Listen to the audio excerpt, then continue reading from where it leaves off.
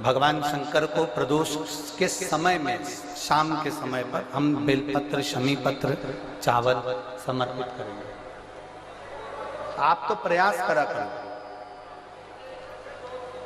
कभी अगर मौका मिल जाए तो प्रदोष काल में, प्रदोष के समय पर एकांतेश्वर शिवलिंग मिल जाए, कहीं एकांत में कोई शंकर भगवान का शिवलिंग मिल जाए, एक बेलपत्र लो, उसके ऊपर एक शमी पत्र रख लो, एक चावल का दाना रख लो, अपने मन की बात बाबा से कहकर श्री शिवाय नमस्तुभ्यं बोलकर शंकर भगवान की अशोक सुंदरी वाली जगह पर स्पर्श कराकर वही शमी पत्र, वही अक्षत का दाना, वही बेलपत्र शंकर भगवान के शिवलिंग पर उसको समर्पित कर दो। समर्पित करते समय ये जो डंडी का मुख है, ये जहां जलाधारी होती है, पानी बहता है, उस ओर डंडी का मुख होना चाहिए।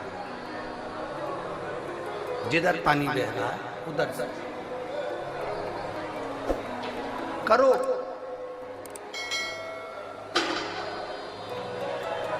प्रदोष काल में करी गई आराधना, प्रदोष काल में किया गया भजन, केवल प्रदोष के दिन ही नहीं, प्रदोष काल में कभी भी शंकर को याद करो। वैसे तो शंकर भगवान को याद करने के लिए कोई समय निश्चित नहीं किया गया कि इस समय शिव जी को याद करना।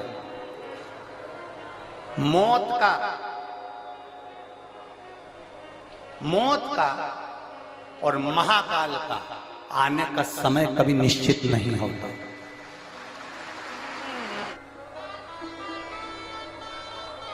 जिस प्रदोष व्रत का हम वर्णन करते हैं, जिस प्रदोष के दिन का आपको बधाई कल हमने दी थी कि प्रदोष की आपको बधाई हो, प्रदोष शाम का जो समय होता है, प्रदोष काल जो होता है, उसका वर्णन जब हम करते हैं, ये प्रदोष की पूजन का विधान किसने बनाया, ये प्रदोष की पूजन का नियम किसने बनाया, ये प्रदोष की संध्या काल का, प्रदोष के समय का पूजन का विधान कौन बनाया, ये प्रदोष के समय पर एक बेलपत्र चढ़ाने का विधान किसने बनाया, प्रदोष के समय पर एक शमी पत्र चढ़ने का विधान किसने बनाया, प्रदोष के समय पर अगर मान लो कोई भिखारी से भिखारी व्यक्ति भी है जो ठेला चला रहा है, उसके पास में खाने के लिए कुछ नहीं है, फटे कपड़े पहन रहा है, उसकी जिंदगी में कुछ भी नहीं बचा और कर्जे में लदालूम हो गया, एक चावल का दाना अगर वो प्रदोष के दिन, प्रदोष काल में शाम के समय पर शंकर के शिवलिंग पर चढ़ा देता है तो 3 या 4 प्रदोष में उसका कर्जा चूकना प्रारंभ हो जाता है। वो प्रदोष का विधान है।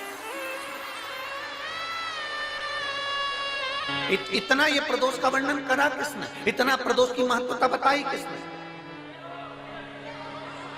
कौन करे इतना वर्णन? अगर प्रदोष की महत्वता बताने वाला कोई है, इसीलिए मेरे शंकर भगवान माता सती को लेकर कुंभज ऋषि के यहाँ, अगस्त ऋषि के यहाँ कथा सुनने के लिए गए थे, क्योंकि उनके बराबर कोई शंकर के महत्व को बता नहीं सकता और प्रदोष के महत्व को नहीं बता सकता। सती मैया को प्रदोष का महत्व बताने के लिए शंकर सती जी को लेकर कुंभज बाबा के यहाँ गए थे, अगस्त ऋषि के, कि प्रदोष के महत्व को तो जानो सती,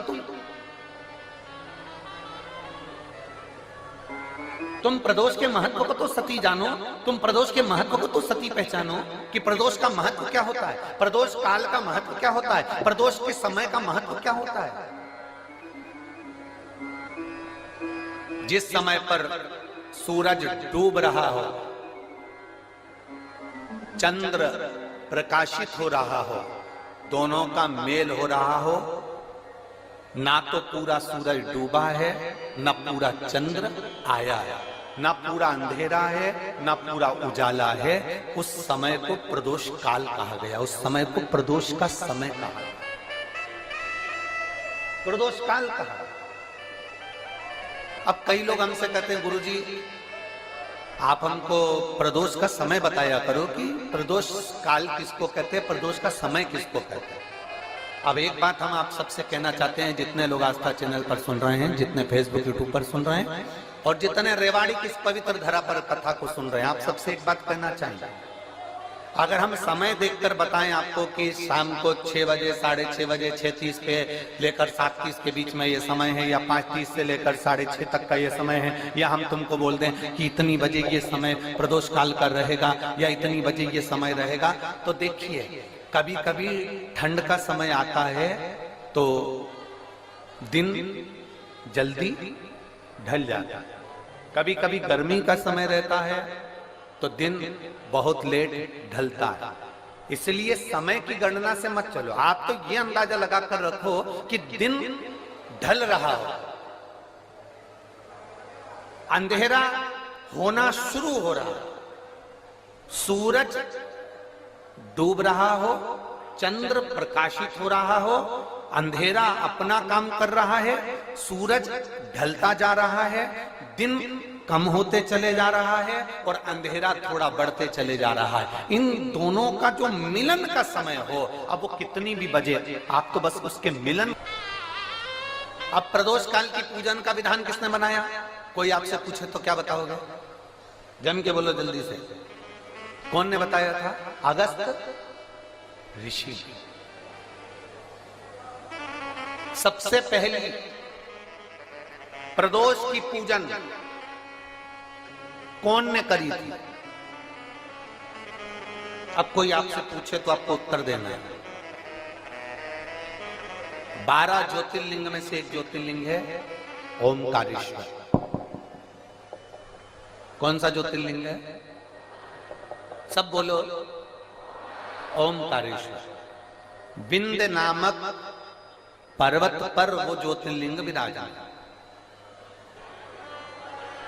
एक निवेदन हम जरूर करेंगे, कभी मौका लगे, कभी मौका लगे, इस पंडाल में बोलकर जाना बाबा से कि बाबा मुझे ऐसा धन देना कि एक बार मैं भी कुबेरेश्वर धाम सीहोर आ सकूं और तेरे धाम में आकर कथा सुन सकूं, शंकर शंकर की पूजन कर सकूं, वहां का रुद्राक्ष ले सकूं। कभी कभी। और जरूरी नहीं है कि वहां का रुद्राक्ष केवल बीमारी के लिए काम आता है ना, कभी जिंदगी में कुबेरेश्वर धाम जाना और रुद्राक्ष मांग कर लेकर आना। और हम तो कहेंगे, जितने कथा सुनने वाले हैं सारे श्रोताओं से निवेदन करेंगे, लाल धागे में उस रुद्राक्ष को अपने गले में धारण कर कर रखो। जिंदगी में कभी हार नहीं होगी, आगे बढ़ते ही जाओ। चाहे महिला हो चाहे पुरुष हो, चाहे महिला हो चाहे पुरुष हो, गले में रुद्राक्ष होना जरूरी है। पहनो। कई लोग कहते हैं हम तुलसी की माला पहनते हैं, रुद्राक्ष पहन सकते, क्यों नहीं? किसने मना करा? कौन से शास्त्र में लिखा है, कौन सी वेद में लिखा है, कौन से पुराण में लिखा है कि तुलसी को पहनने वाले रुद्राक्ष नहीं